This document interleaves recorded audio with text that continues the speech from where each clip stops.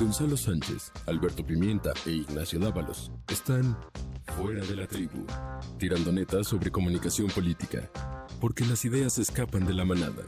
Fuera de la tribu. Bienvenidos a Fuera de la Tribu. Estamos de verdad hoy muy contentos porque tenemos un gran invitado, una persona a la que hemos seguido sobre todo a lo largo de los últimos 2 años en el ámbito nacional, una persona que ha dado su opinión, que ha dado puntos de vista críticos respecto a lo que fue el viejo régimen y que se ha erguido como una figura incluso crítica también de lo que es el actual gobierno, la cuarta transformación. La verdad, nos complace mucho tenerte con nosotros, Hernán Gómez. ¿Cómo estás? Gracias, muy bien. Alberto Pimienta. Nacho Dávalos. Nacho Dávalos y Alberto Pimienta. ¿Cómo están? Pues un gustazo tener a Hernán por acá.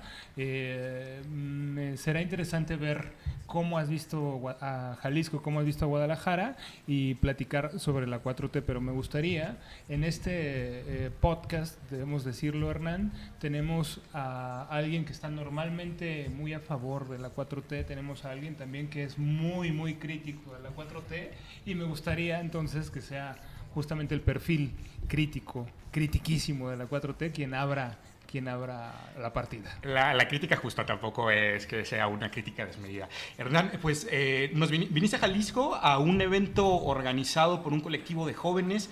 Interesante me parece la propuesta de venir y platicar y discutir y tender puentes, ¿no? Entre a lo mejor grupos antagónicos. Esta cosa que llaman fifís, y chairos.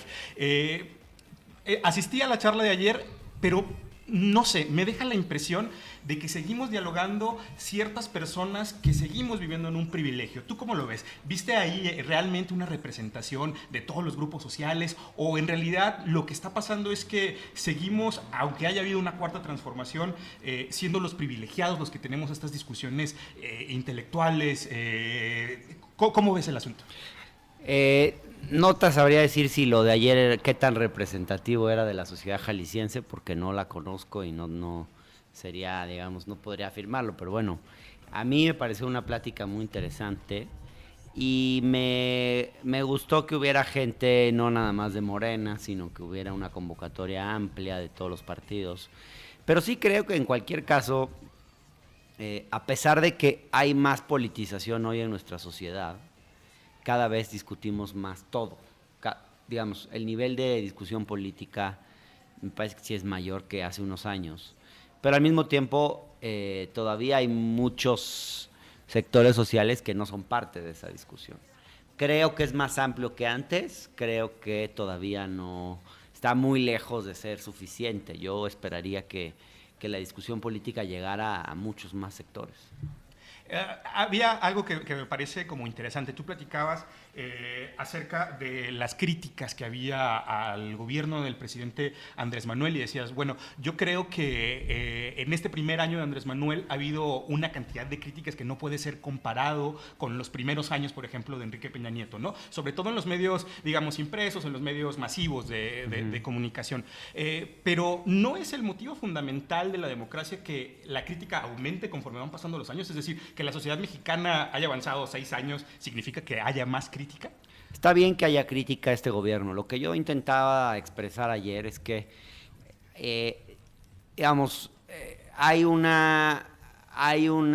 por momentos, hay una crítica que es para un gobierno que acaba de empezar, que recién está empezando a instrumentar sus políticas. Hay un sector de la prensa que ni siquiera le quiere dar el beneficio de la duda, de ver qué cosas puede hacer. Que desde el día 1 han estado criticando con una quisquillosidad que a mi juicio es excesiva si se compara con lo que fue el primer año de Peña Nieto. Y esto tiene razones, tiene que ver con el rechazo que ha enfrentado López Obrador desde mucho antes, con que incomoda su propuesta política que desafía el status quo, y también con que la relación entre los medios y el poder ha cambiado. Hoy la prensa está mucho más, digamos, hay la forma en que se financiaba la prensa a través de los recursos públicos que iban a la publicidad oficial ha disminuido considerablemente. Hay mucha incertidumbre por parte de la prensa de cómo va a funcionar digamos, la publicidad oficial ahora, con qué esquemas. y de alguna manera creo que han presionado mucho porque quieren de alguna manera volver a los esquemas del pasado.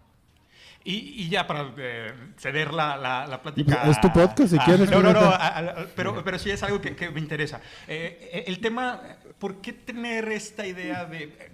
No sé si compartas conmigo, pero en realidad los espacios de El Universal, Reforma, el diario que tú me digas, y incluso Televisa y TV Azteca, el nivel de penetración ha cambiado completamente en estos últimos 6 años, y ahora tenemos otros medios alternativos que incluso asisten a las conferencias mañaneras y que tienen una cierta forma de comunicar y que a lo mejor tienen más impacto. ¿Quién crees, por ejemplo, que tenga más impacto? Esta serie de canales alternativos, incluyendo a Jalife,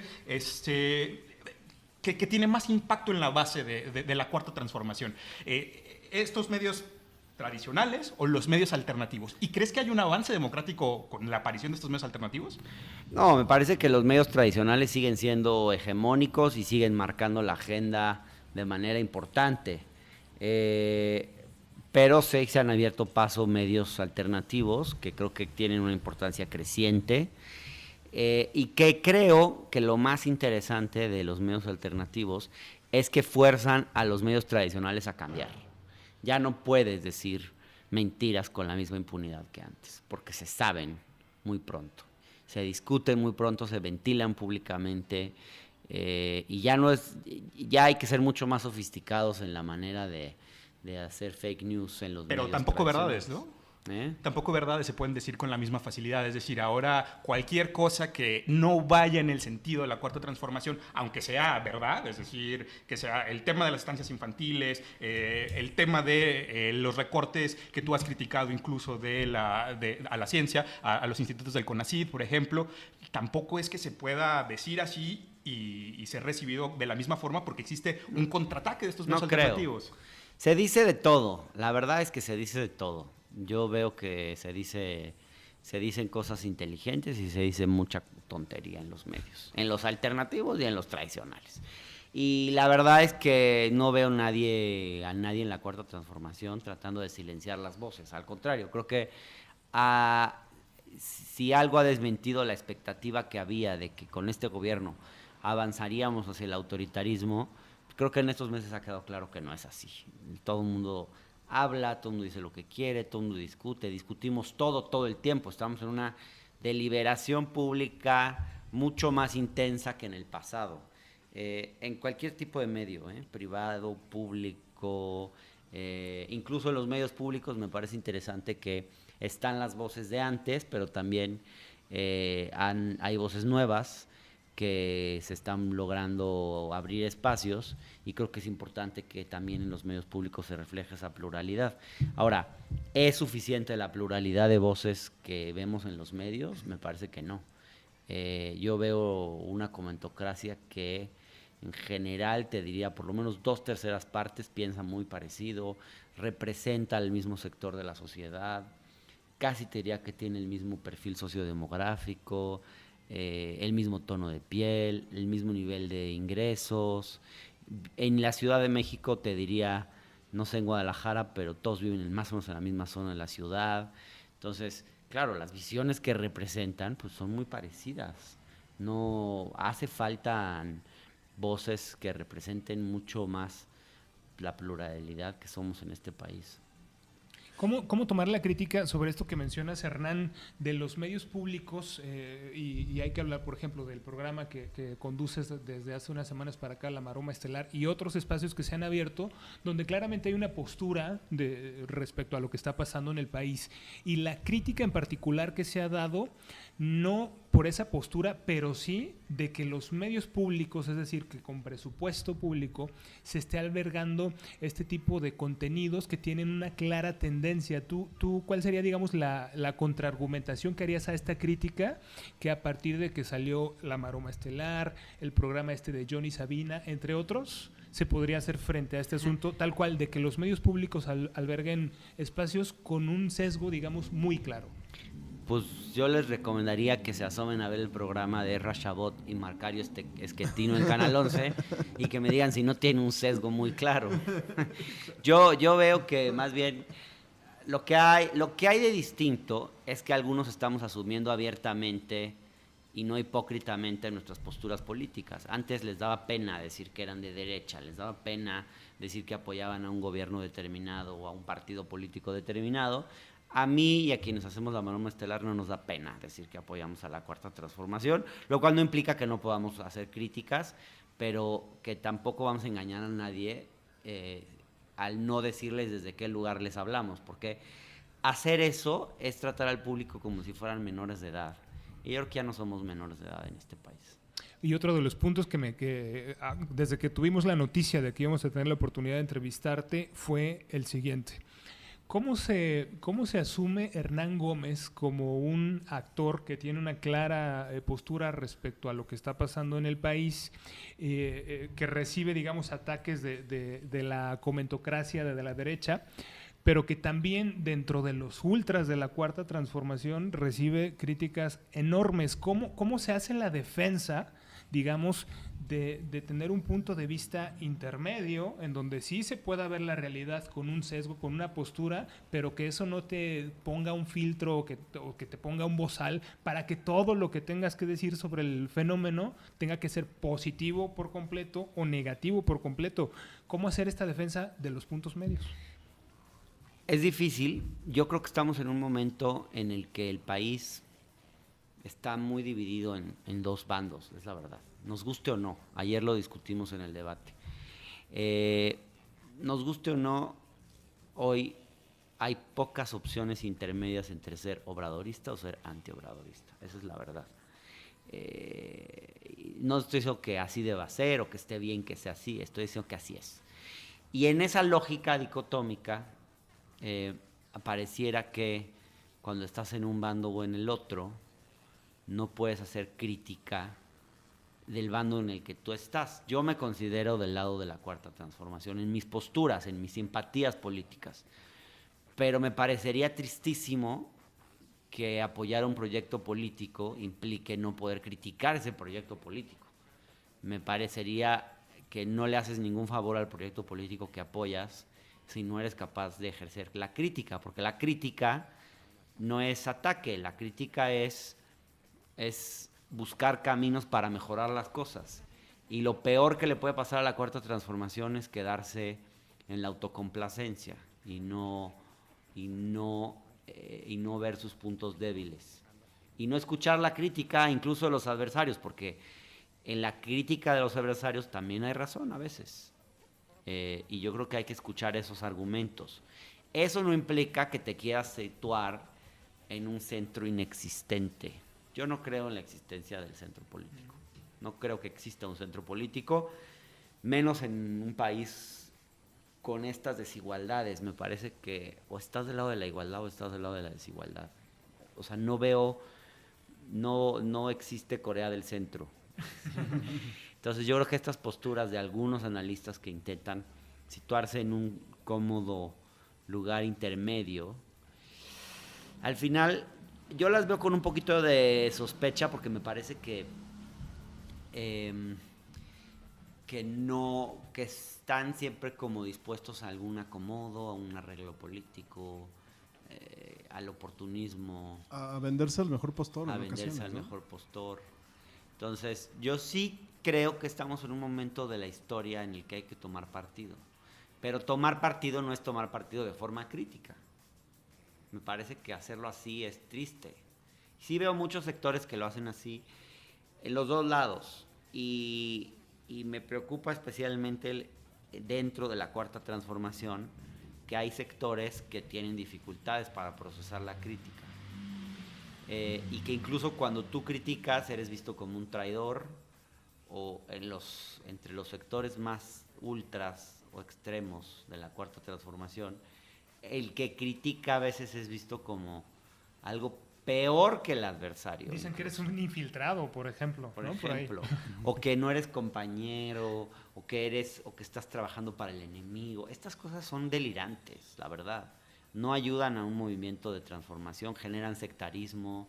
Lo peor que le puede pasar a un movimiento político que quiere emancipar al país y que quiere que quiere generar más libertad y más conciencia ciudadana, como lo queramos llamar, es eso, es justamente no ser capaces de hacer crítica, de hacer autocrítica. Fíjate, Hernán, que una de las cosas que más me ha llamado la atención de lo que has dicho en los últimos meses es que eres de los pocos, quizá el único, que ha abordado este fenómeno político que fue la llegada de Morena al poder desde un punto de vista, digamos, más antropológico y lo que hay detrás, que es una lucha de clases y que lo que subyace en ocasiones a la crítica que actualmente se hace a la Cuarta Transformación, lo vemos ahorita en el caso de Ciudad de México con Claudia Sheinbaum y lo lamentable que fue el secuestro y el asesinato de un estudiante allá de la zona sur de la Ciudad de México. Lo que subyace es un asunto de clases, es una crítica de un sector que fue privilegiado o que se ha asumido privilegiado durante muchos años y que de repente perdió como esta capacidad de picaporte, esta capacidad de influencia, esta capacidad de incidir, de llevársela de a cuartos con el político, esta facilidad de que el presidente de la República o la jefa de gobierno, el jefe de gobierno le tomara la llamada y pareciera que todo radica ahí, que en realidad no es tanto una crítica en ocasiones constructiva, sino que se trata sencillamente de un sector reclamando su pérdida de privilegios y los quiere de vuelta. Sí, yo creo que hay... A ver, no perdieron completamente su derecho de picaporte. No perdieron completamente su influencia. Si hubiera sido así, estaríamos en una crisis de gobernabilidad porque no lo aceptarían tan fácilmente. En realidad, algunos sectores perdieron influencia y perdieron derecho de picaporte, otros no. Y creo que en eso la Cuarta Transformación no es tan radical como parece. Me parece que hay algunos sectores que la comentocracia, ciertos sectores de la clase, digamos, sí, de los sectores privilegiados, pero no todos. Hay otros sectores, digamos, yo te diría, los más privilegiados de este país, ese máximo privilegio está intacto. O sea, lo que hemos visto es algo más en el terreno discursivo. Pero fíjate, hay gente que se siente atacada solamente en el terreno discursivo. No han sido atacados realmente en sus privilegios materiales. Nadie les ha quitado un peso. Nadie les ha quitado una propiedad. Simplemente les molesta que el discurso público ya no los endiose. Que el discurso público no los tenga como que ellos son el motor del desarrollo, del crecimiento del país, o que se los critique. Eso ya les molesta muchísimo. Aunque no esté pasando nada sustantivo, porque a ver, no sé si a ustedes les venga a la mente algo así en el sector, digamos, el 0.1% de la población, 0.1% de la población que detenta los grandes capitales en este país, pues yo no he visto que alguien haya atacado sus privilegios. Digo, Slim perdió el aeropuerto, pero bueno, tiene otros negocios de otro índole. Quiero decir, no, tampoco es que hayan perdido, digamos, no, aquí no se hizo una revolución, ni se va a hacer. Están cambiando cosas en realidad sutilmente. Digo, son importantes, no las subestimo, pero son bastante más sutiles de lo que parece, y lo increíble es que esa élite tan poderosa aún así se siente atacada, cuando en realidad ni siquiera ha perdido gran cosa. Me recuerda mucho lo que pasó con Lula en Brasil, ¿no? Había un sector también en Brasil, el sector financiero, por ejemplo, incrementó sus ganancias muchísimo con los años en los que Lula fue presidente, porque había una situación de un auge económico, etcétera. Y aún así, digamos, el empresariado brasileño nunca les gustó Lula, nunca lo aceptaron, y por un tema de clase, simplemente porque les molestaba que alguien de origen humilde ocupara un lugar que consideran reservado para ellos, aunque gobierne en su beneficio. Y yo creo que aquí hay muchos elementos de prejuicios, de clasismo, que se están viendo hoy en nuestra sociedad. Sí, el día de ayer escuchaba por ahí en un programa de televisión que porque se ha desatado una gran crítica porque el presidente de la República decidió no asistir a a la cita con el G20, ¿no? Y muchos dicen que tendría que haber asistido para generar alianzas, sobre todo por lo que estamos enfrentando contra Donald Trump. Y la referencia era de que el presidente prefiere quedarse en Macuspana, ¿no? Y que en lugar de salir del país y de ir hacia el mundo. Y esto lo que me deja ver es esta concepción que de nuevo se vuelve clasista. O sea, el presidente tiene que ser un hombre de mundo porque si no, no es lo suficientemente capaz de dirigir un país bajo la óptica de estos críticos. Clasista, racista, no sé si hay un término para quienes están en contra de todo lo que sea los estados, el país, digamos, que no sea la visión de los mexicanos que viven en Polanco, Las Lomas, La Condesa, en la Ciudad de México. Me explico, como un desprecio hacia el México real, ¿no? Y el México de la abrumadora mayoría. Y el México de la abrumadora mayoría, digamos, claro. Digamos, ¿qué problema hay de que hay un presidente que venga de la Macuspana y que desde ahí, que desde ese lugar siente sus posturas políticas, ¿no? A mí me interesa, Hernán, lo que mencionas sobre el símil que encuentras con Brasil por las circunstancias que estamos atravesando justamente en este momento. El asunto económico, que en este momento todavía parece no ser problema, según las estimaciones que se da por parte de los expertos, es que por ahí de finales del próximo año, finales del 2020, hay todas las condiciones en lo internacional para que en lo económico lo pasemos mal. Y por otro lado, el conflicto que estamos viviendo con Estados Unidos y las medidas que se están tomando en la frontera sur, en donde estaremos viendo al país con la obligación de atender a los migrantes en temas de salud, de educación, en apenas unos días. Las encuestas que aparecen, por ejemplo, en el Universal, nos hablan de cómo el sentimiento antiinmigrante ya se está reavivando en México y cómo incluso empiezan a ver en las redes sociales memes donde la gente dice, miren al Robin Hood de México, que le quita el dinero a los mexicanos para dárselo a los migrantes, ¿no? Entonces, todas estas condiciones que apenas vemos la reacción en unos días no nos dejan ver el regreso, digamos, dentro de las expectativas de los mexicanos a voltear a ver a la derecha, al autoritarismo, al sentimiento antiinmigrante como una opción regresiva para 2024?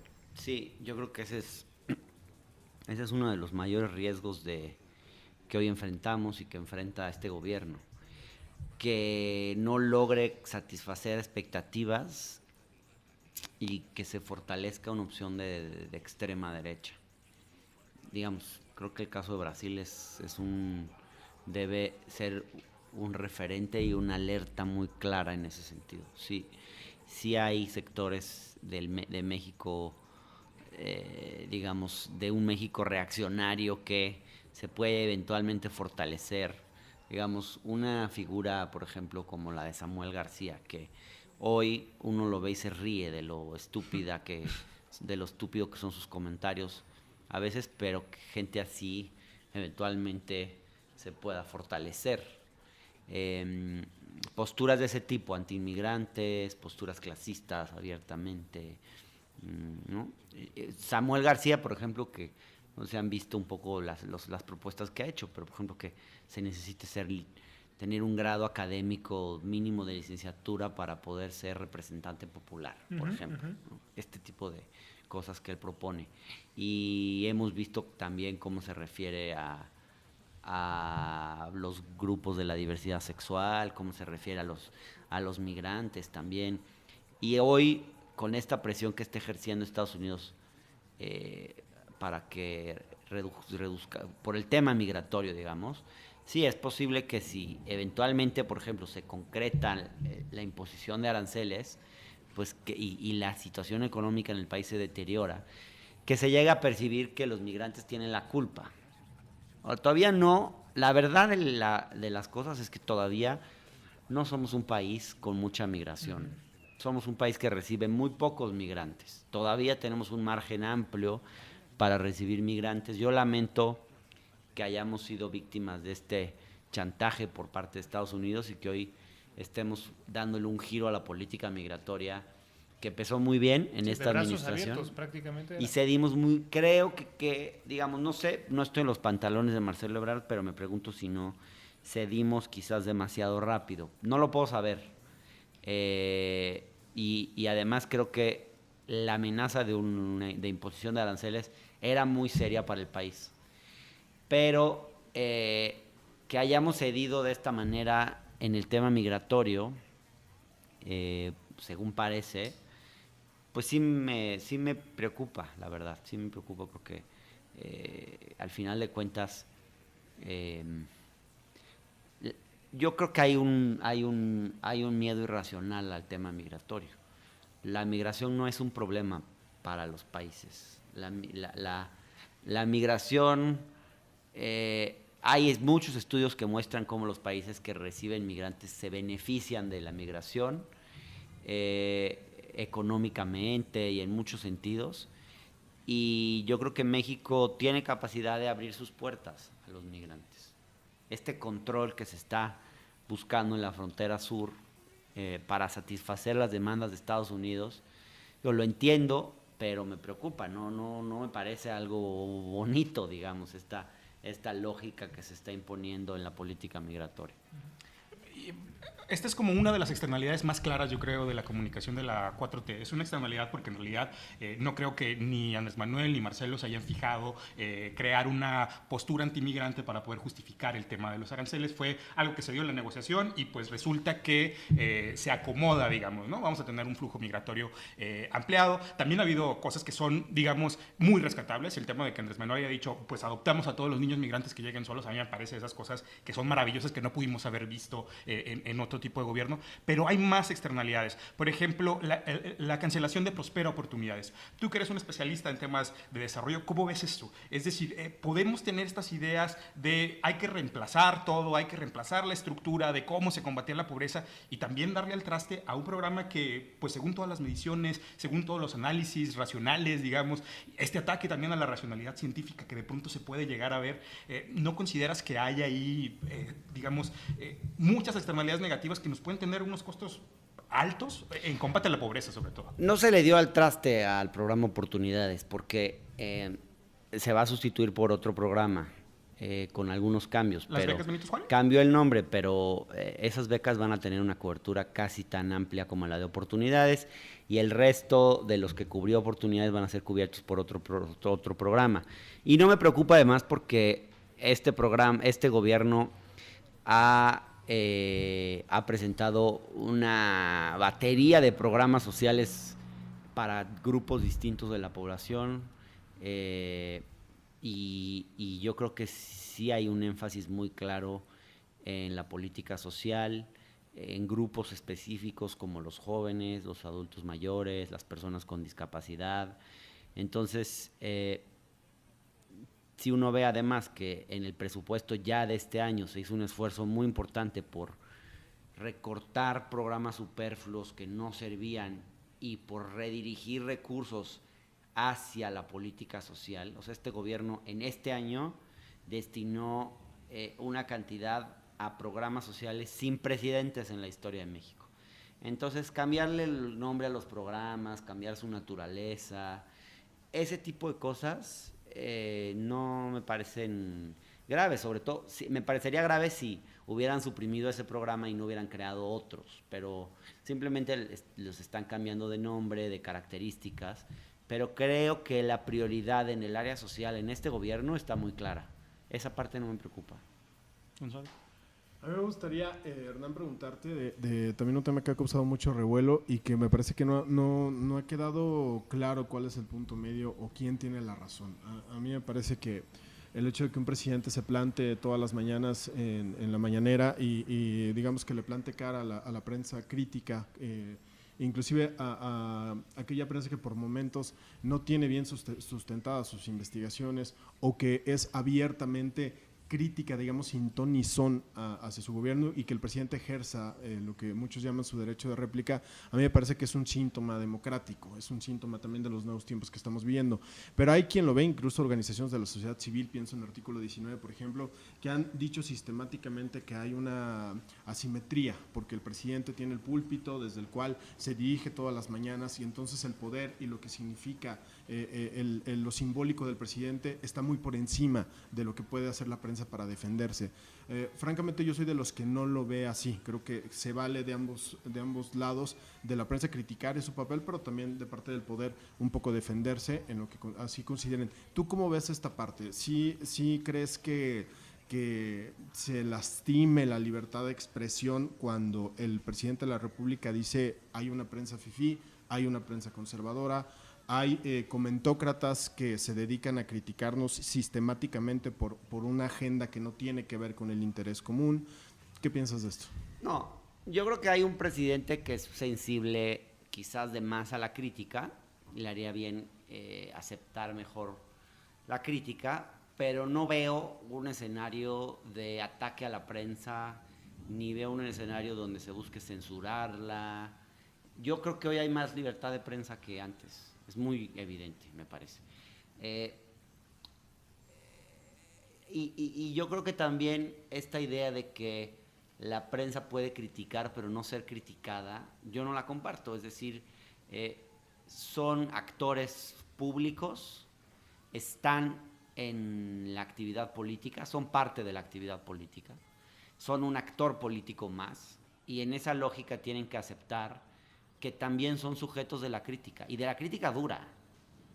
Y digamos, llamarles prensa fifí, ponerles adjetivos, digamos, quizás no es lo que yo haría, pero y quizás no esté bien, pero no hay que reaccionar frente a eso con demasiada susceptibilidad, porque no veo que pase más allá de una crítica, pues, y de la misma manera que se ha criticado durante años y décadas ya a López Obrador, a veces justamente y a veces muy injustamente, creo que también el presidente está en su libertad de criticar a quienes lo han criticado y lo siguen criticando. No me parece esta idea de que el presidente, porque es el presidente, no puede, perdón, tampoco son